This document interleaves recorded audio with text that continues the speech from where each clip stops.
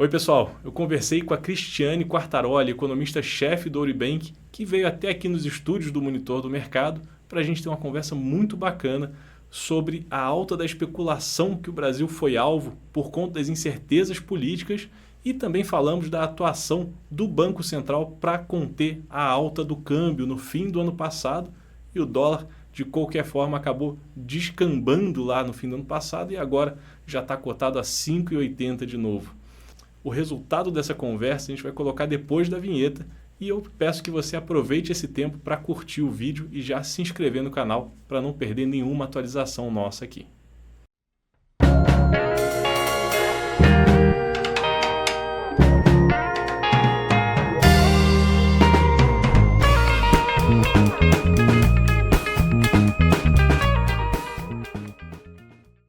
Muito obrigado pela sua presença no Monitor do Mercado. Primeira entrevista que a gente faz com o Ouribank, nosso estúdio recém-inaugurado. Seja muito bem-vinda. Bacana, Marcos. Obrigada pelo convite. Vai ser um prazer bater esse papo aqui com você. Cris, finanças estão na ponta da língua do cidadão, né? Até pouco tempo atrás a gente mal falava sobre Banco Central. Hoje em dia o taxista sabe a composição do Copom.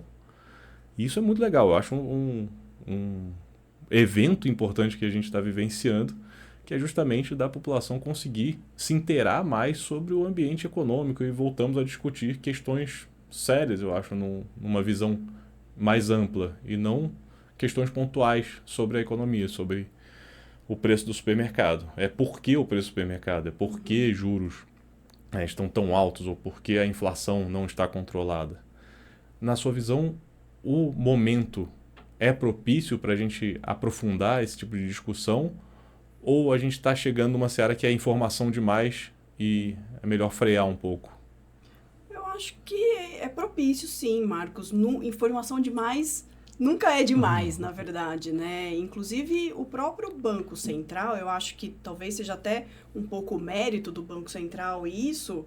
Ele lançou vários vídeos explicativos sobre o que é inflação, o que é juros. Então, se você entrar lá no site do Banco Central, no Instagram do Banco Central, eles estão com uma linguagem um pouquinho mais acessível também. E isso é muito legal. Talvez por isso até que as pessoas estejam tendo mais acesso, falando mais sobre isso, né? É muito bacana. Antigamente, a gente escutava economista falar e ninguém entendia, porque... A própria personalidade da televisão que vinha explicar a economia já falava numa pompa que eu não pescava nada, né? O famoso economês que a gente fala, né? Então, a gente mesmo, lá no Ouribank, a gente tem um perfil mais assim, né? A minha missão é tentar traduzir o economês para os nossos clientes. Olha que bom, porque essa é a nossa missão aqui também, estamos em casa. Então eu acho bacana. Legal. Você é especializada em análise estatística, é o seu foco principal. Eu sou economista, né? Eu sou economista de formação e eu sempre trabalhei com economia, então com análise macro, na verdade, que a gente chama, né? Que claro que aí envolve estatística, obviamente, porque a gente tem as modelagens. Perfeito. Mas é análise macro. O que em economia a gente chama de análise macro é a análise do país. Se a gente pensar no Brasil, assim, e comparar com a vida pessoal nossa, é como se fosse a nossa conta ali do dia a dia, né? O quanto entra de receita, o quanto a gente ganha de salário, o quanto a gente gasta e o que sobra se a gente poupa, e se não sobra a gente, né, fica devendo, tem que economizar no mês seguinte. É a mesma coisa, a macroeconomia trabalha isso, né? Como ajustar essas contas públicas, como fazer com que o país cresça, como fazer com que a inflação fique num nível que seja mais razoável para a população. Então, disso que trata a macroeconomia. E sem querer ser pessoal demais, mas como é a sua rotina de trabalho como, né, economista-chefe do Ouribank? Olha, o economista, ele, pelo menos eu sempre acostumei a acordar muito cedo, né? Porque logo cedo a gente já tem que ler jornal, escutar as notícias, hoje em dia ouvir os podcasts, para ter uma visão geral do que tem para acontecer no dia. Fora isso, a gente segue um calendário, né? Toda semana tem uma agenda de calendário de indicadores que são divulgados no Brasil e no mundo. Eu olho mais para os indicadores do Brasil, dos Estados Unidos e da China, principalmente. Perfeito. Porque China e Estados Unidos acabam sendo os países que mais importam para a gente, porque são nossos principais parceiros comerciais. Então, eu foco mais nos indicadores desses dois países. Mas olho um pouco de zona do euro também. Uhum. E esses indicadores movimentam os mercados. Então, por exemplo, hoje a gente teve divulgação do IPCA. Se o número vem acima do esperado, abaixo do esperado, então a vida do economista ela é guiada com base nos indicadores. Que dia que vai ter decisão do Copom, que dia que vai ter divulgação de dado de inflação, de desemprego nos Estados Unidos. Então, a gente guia a nossa rotina diária e semanal com base nesses indicadores. A partir desses dados, qual é a sua utilização deles dentro do banco ou para fora? É para uma comunicação ampla ou é para uma comunicação restrita? O que você faz a partir da análise desses relatórios, por exemplo? Esses microdados, né, que a gente chama esses dados de mais alta frequência, a gente utiliza mais ali no dia a dia, na comunicação interna minha ali com o comitê executivo, com os comerciais do banco, para eles se inteirarem do que está acontecendo para poder sair para fora e vender o nosso produto, né? Então, a ideia é mais ou menos essa. Saiu o indicador é importante para a volatilidade de câmbio, mexeu com o câmbio, mexeu com juros, eu vou lá, escrevo um comentário e falo, gente, olha, o dólar está subindo, pode ser que o IPCA mais alto tenha influenciado no comportamento do câmbio hoje. Ou não, gente, o IPCA foi divulgado, veio em linha com o esperado, não vai ter impacto no câmbio hoje. Se o câmbio subir, é por algum outro motivo, aí a gente vai avaliar o que é que está acontecendo, né? Então, a gente tem um monitor que a gente acompanha ao longo do dia, que saem as notícias, né? Uhum. Uma broadcast, né? Que a gente chama, tipo a Bloomberg. Perfeito. Que a gente vai acompanhando as notícias e acompanhando a evolução do mercado, do câmbio, dos juros e da bolsa. Eu olho menos para a bolsa, acompanho mais câmbio e juros, mas claro que a bolsa influencia nisso tudo também. A gente se diverte mais aqui acompanhando a bolsa, porque ela tem um apelo muito grande, né? E para jornalista é uma coisa fervilhante influencia no ali. Câmbio, né? Exato. Quando a bolsa está subindo, o câmbio está caindo, porque tem dinheiro entrando no país. Então, não tem como separar as coisas. Eu só não verbalizo sobre... Não é o seu foco. Sobre bolsa lá, porque não é o nosso foco do Oribank. Nessa tentativa de explicar... Eu sempre falo isso nas colunas, assim, que o economista, o jornalista, o especialista da área econômica, ele sempre tenta explicar o que aconteceu com base no que ele sabe, né? E às vezes a lógica não é tão cartesiana, né? A direção não é uma só da informação e tal. Como é que você lida com essa amplitude de informação, uma vez que a gente sabe que, né, não existem linhas retas na informação e na economia? Quase nunca, né, Marcos? Vou te contar uma coisa. A primeira aula de economia que eu tive na faculdade, o professor entrou na sala e falou assim, olha, economia é a arte de torturar os dados. E, de fato, assim, claro que... Torturando bem, eles dizem que você quer. Exato. Então, às vezes, um indicador, ele pode abrir margem para várias opiniões diferentes, a depender da forma que a pessoa está olhando, né? Se o economista, ele tem um perfil de visão, ou o economista trabalha numa tesouraria, eu já trabalhei em tesouraria, então...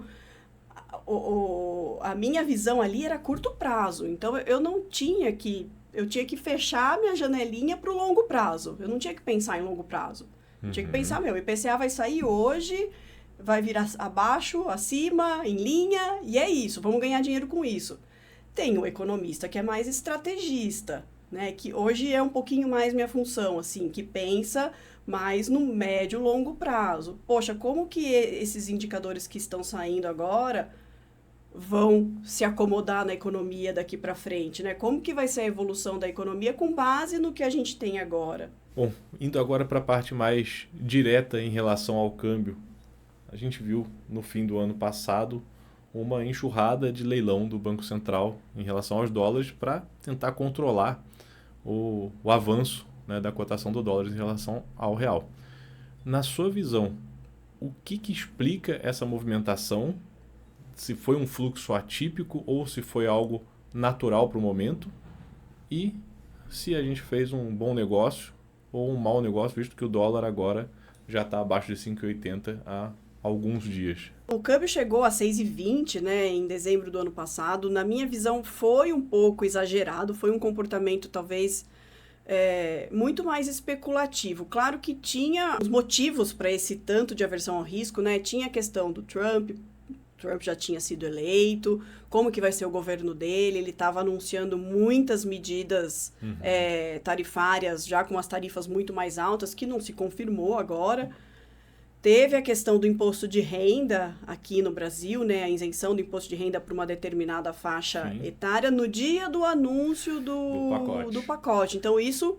Essa virada de chave ali no meio do anúncio do pacote, você falar de isenção de imposto... A gente esperava corte de gastos e, no fim, veio corte de receita. Então, isso acabou trazendo uma aversão ao risco muito grande. O Banco Central entrou no mercado com os leilões para tentar conter, né, essa alta expressiva do câmbio. Acabou que não funcionou muito, né? O câmbio continuou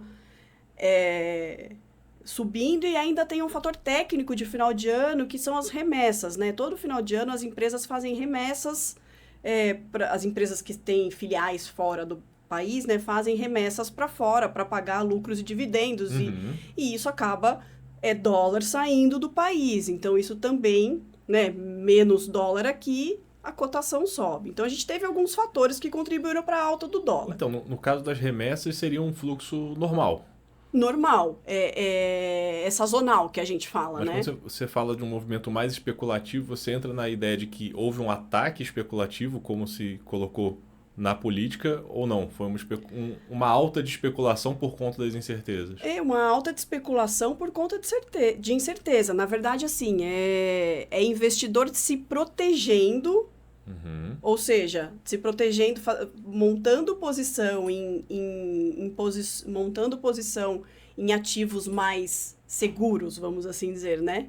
Ou seja, em dólar, para se proteger do incerto, porque não sabia o que ninguém sabe, ainda a gente não sabe, né? Mas não se sabia o que ia acontecer dali em diante, né? Poxa, como que vai ser o governo do Trump? Como que vai ser a condução da política fiscal aqui no Brasil, né? Se no dia do anúncio do pacote fiscal que deveria vir corte de despesas, veio redução de receita. Então, era muita incerteza. O Trump mesmo, embora ele oscile muito, né? Um dia ele fala uma coisa, no dia seguinte ele fala outra e ele faz outra, né? Então, não, e tem a lógica da negociação estrambólica, né? Você fala, olha, vai ser uma taxa de 25%, no dia seguinte a gente pode suspender e no próximo pode ser 10%. Exato. E é sempre muito polêmico, né? Hoje teve a história do canudinho. Gente, precisa... Pra que falar de canudinho agora? Não pode mais ter... Você escutou essa? Eu sempre acho que é a questão da mão do mágico, sabe? Sempre que o mágico tá mexendo muito uma mão é porque a outra tá fazendo a magia acontecer em algum lugar que você não sabe. Eu morro de medo quando a gente tá falando muito de canudinho, de papel. Eu tenho certeza que a gente tá deixando passar muita informação. Passar outras coisas. E assim, no fim do dia, ele deu uma amenizada do discurso, né? As tarifas que ele tinha anunciado ao longo da campanha, ele já baixou. Suspendeu algumas, baixou outras. Baixou o valor de algumas. Então, essa incerteza foi... Não é que ela não existe ainda, ela existe ainda, mas foi mais positivo, né? Então, o mercado se surpreendeu positivamente. Do lado fiscal, a gente também teve um fator que o Congresso ficou em recesso, então... Por um bom tempo a gente ficou sem ruído político. É quase um circuit breaker da política, isso né? ajuda também, né, no comportamento do dólar. E agora o Congresso voltou e a impressão que dá é que eles estão tentando costurar de forma bonitinha aí o arcabouço fiscal, até porque o ano que vem tem eleição. Então precisa entregar uma economia minimamente...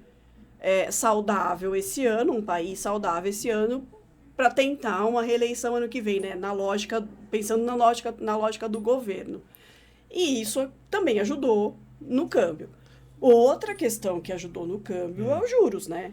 A gente tem o nosso diferencial de juros com os Estados Unidos está aumentando, né? O Fed manteve a taxa estável e o Banco Central aqui subiu mais um ponto. Então, a gente tem uma taxa de juros muito atrativa. Então, aquele fluxo que saiu no final do ano está voltando por puro investimento, né? Perfeito. E aí o pessoal fala que é especulativo. Investimento acaba sendo especulativo. Especulativo de mercado financeiro, é isso. Mas isso ajuda para a cotação cair também. Nesse ponto, se as variáveis, né, acabam sendo essas que parecem mais sazonais, digamos, o Congresso ia entrar em recesso, então ia dar uma acalmada. O Trump entraria finalmente no governo, depois de... Né, a eleição foi tão conturbada de ruído que a entrada no poder é um alívio. Normalmente acontece isso, né? Em troca de governo. É a diferença de turismo e imigração, né? A diferença de eleição, de campanha e mandato. Exato. Mas se tudo isso era um pouco dado, a postura do Banco Central de entrar nos leilões foi uma postura considerada correta ou exagerada para o momento? Eu não vejo como exagerada. Eu acho que o Banco Central ele tem instrumentos, né, na mão, assim. Ele tem um instrumento política monetária, que é os juros, para controlar a inflação, e para controlar o câmbio ele tem os leilões. A gente tem um nível de reservas que está favorável ainda. Não, é saudável. É saudável. Então, o Banco Central não é... A gente não está falando, nossa, o Banco Central está queimando reserva, vai acabar com a reserva do Brasil, não deveria fazer os leilões. Eu não vejo, na minha opinião, não vejo como errada a atitude do Banco Central em fazer os leilões. E quem comprou os dólares a 6,24 em dezembro nesses leilões? Quem é esse personagem do mercado? Quem é que está ávido por dólar nesse momento em que Aí eu acho que é uma questão mais mais operacional de tesouraria de banco, né? Eu não sei nem te dizer, assim... Então, mas é interno esse público ou ele é externo? Eu acho que é mais interno. Eu acho que é mais interno, mas aí é uma questão de posição, né? Ou, né, a pessoa, empresa que acredita que o dólar vai continuar subindo mais, então compra mais porque vai subir mais do que tá, ou não. A gente tem uma posição, questão de ajuste aí é mais técnico, eu não sei te explicar. Mas normalmente é um público interno. Normalmente é um público interno. Isso é bem interessante, eu fiquei nessa dúvida. Quem comprou a 6,24? Não é pessoa física, né? Sim. Não, isso com certeza. Até pelo volume seria inviável. Bancos fazendo ajuste de posição ali. E se protegendo também, né? Sim, fazendo o hedge cambial ali. Sim. Aliás, esse é um ponto que eu adoro perturbar os investidores como um todo, que é aquela lógica, se eu te desse uma maleta hoje de 100 mil reais e o mesmo valor em dólares para abrir daqui a 6 meses e outra daqui a 6 anos, você escolheria real ou dólar? Dólar, e 100% com certeza. é dólar. O dólar é a moeda mais forte do mundo, né? Então, mesmo a 6,24 vale comprar o dólar. Sim. Hoje a gente pode dizer que a inflação está sob controle, olhando as projeções do IPCA, né, pelo Boletim Focus que a gente acompanha muito aqui, ele continua aumentando a entrega do IPCA no fim do ano. Né? Então, o IPCA no fim do ano, a projeção cada semana é um pouquinho maior. Isso vai continuar nessa toada ou a gente tem algum movimento, alguma perspectiva de que a nossa previsão de IPCA se assente dentro da meta? A gente tem medo de inflação no Brasil, né? É trauma que chama. É trauma. Então, assim, na minha visão hoje, eu acho que a projeção de inflação do Focus para esse ano, ela tá um pouquinho inflada, tá? 5,80... Acho que 60? 84? 84. Acho que 84. 84 foi a de segunda-feira passada. Isso. Claro, né? Teve um período aqui de câmbio muito elevado, né? No final do ano passado, a taxa de câmbio subiu mais de 27%, então isso tem um efeito defasado, ainda tem algum resquício aí que deve pegar aqui. na inflação esse ano ainda, a gente tem um comportamento inercial, que a gente chama, né? Que a inflação do passado acaba afetando a inflação do presente. Então, as projeções carregam isso, os modelos carregam isso. Mas se a gente pensar que o Banco Central está elevando a Selic já faz algum tempo, né? Vamos chegar em 15% quase. Isso tende a desaquecer um pouco a economia. E em algum momento isso vai se refletir numa inflação mais baixa também. Então, assim, voltando à sua pergunta, a inflação está controlada? Não, não está. As projeções de inflação, elas estão acima da meta, tanto para este quanto para o próximo ano. Mas eu acho, na minha visão, que, né, com base nas minhas análises que eu faço, de que pode ser que a gente veja um número um pouquinho mais baixo esse ano. Mais baixo do que o previsto. Mais baixo do que esse 5,84 que está no Focus aí, mas ainda acima da meta. O que justifica o Banco Central manter a Selic ali num nível um pouquinho mais alto aí, até meados do ano, enfim, para fazer esse controle da inflação, né? Que é o instrumento que o Banco Central tem. Então, a gente teria outro instrumento para correr atrás dessa inflação, a não ser aumentar os juros? Fiscal. Pois é. Existe esse instrumento ainda na mesa ou a gente já desistiu disso e falou, não, a única solução vai ser aumentar juros e pronto? Não, eu acho que ele existe, né? Ele está na mesa, né? O ministro Haddad está conversando ali. A gente está esperando o arcabouço fiscal e, como eu falei lá atrás, eu acho que eles vão tentar fazer um arcabouço um pouquinho mais sério ao longo deste ano, assim, justamente pensando na eleição do ano que vem. Então, é importante que alguns gastos sejam revistos, é importante que alguns gastos sejam reduzidos. Onde que tem espaço para cortar, na sua visão, nos gastos hoje? Assim, se eu falasse, hoje eu te dou a caneta e a gente tem a chance de cortar. Onde que tem espaço para cortar? Porque a gente está sob um governo que está acostumado ao discurso e à prática de ampliar gastos. É complicado aí, é que a gente teve muito aumento de gastos em questões sociais, né? Perfeito. Que, claro, é o perfil desse governo. Então, e cortar gasto em questão social é ruim para a popularidade.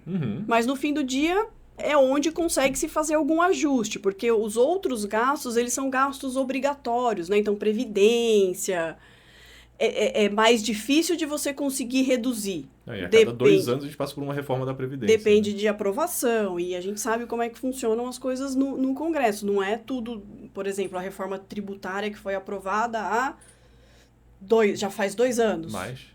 Foi 2? Foi 2, eu acho. A gente está em 2025? Foi 2023. Foi 23? Foi 23. Cabeça era 22. Só que só vai começar a valer em 2026. Só que esse ano ainda vai... período de adaptação até 2030. Então, assim, é um processo demorado. Então, eu também não tiro o mérito de quem está lá no Congresso, porque eu imagino que a vida lá também não é fácil. A gente acaba vendo só a parte ruim, que é...